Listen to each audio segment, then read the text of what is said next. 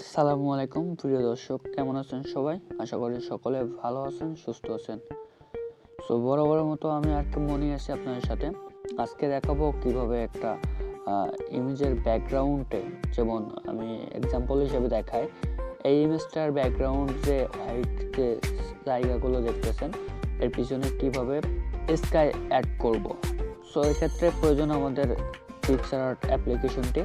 So আপনারা চাইলে খুব সহজে কিন্তু গুগল প্লে স্টোর থেকে ডাউনলোড করতে পারবেন, অথবা আমি এই ভিডিও ডিসক্রিপশন বক্সে গুগল থেকে ডাউনলোড করা পিকচার্টটি আমি আপনাদেরকে লিঙ্ক প্রোভাইড করব।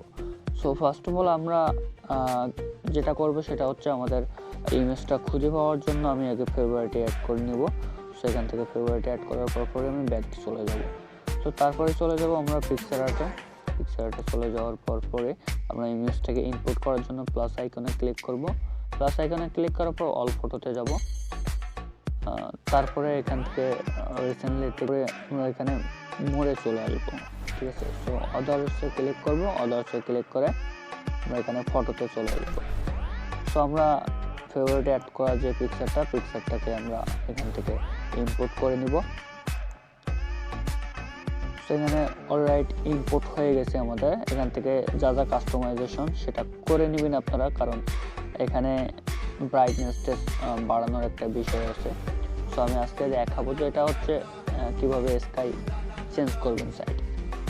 সো আমাদের একটা প্রয়োজন হবে স্কাইয়ের পিএনজি বা ইমেজ। সো এটা আমরা গুগল বা বিভিন্ন ইমেজ সার্চের মাধ্যমে আমরা সেটাকে কালেক্ট করব। সো আমি চলে গেলাম ইমেজ সার্চে, এখানে লিখব স্কাই পিএনজি বা sky background, sky background.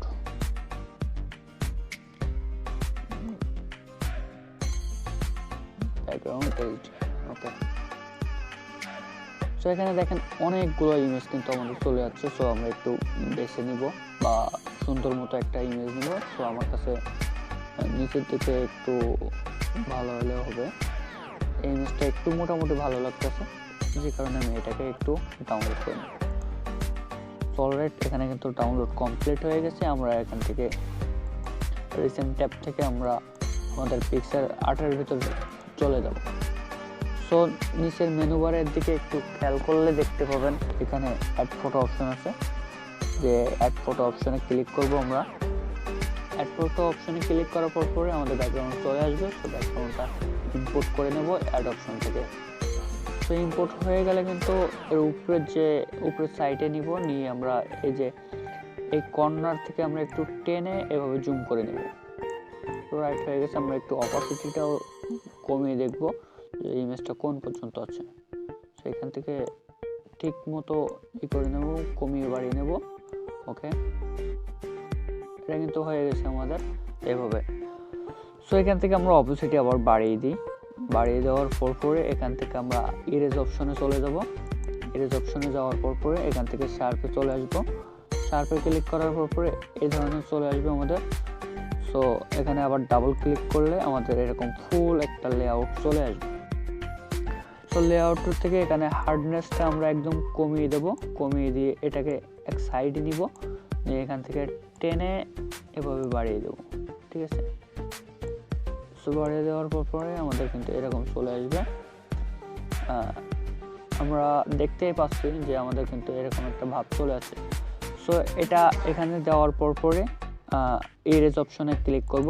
Click করার পরে এরকম সাইজটা একটু বাড়িয়ে নেব এবং এখান থেকে হার্ডনেসটা আরও একটু কমিয়ে নেব, নিয়ে আমরা এখানে উপরের অংশটা মুছে ফেলবো আস্তে আস্তে, যেন আমাদের ইমেজটা ক্লিয়ার থাকে, ঠিক আছে।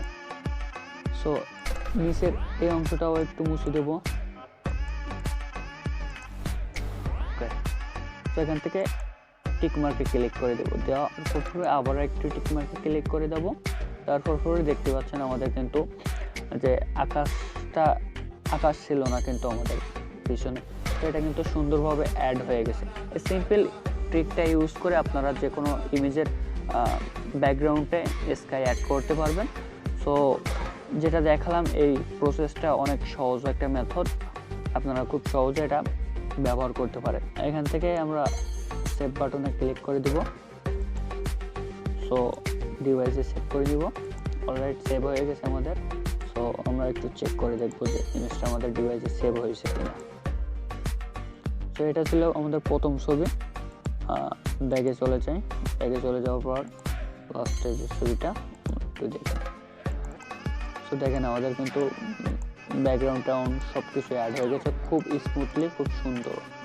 ঠিক আছে, যদি কারো বুঝতে অসুবিধা হয় তাহলে ভিডিওর কমেন্ট বক্সে জানাবেন। ধন্যবাদ সবাইকে। আল্লাহ হাফিজ।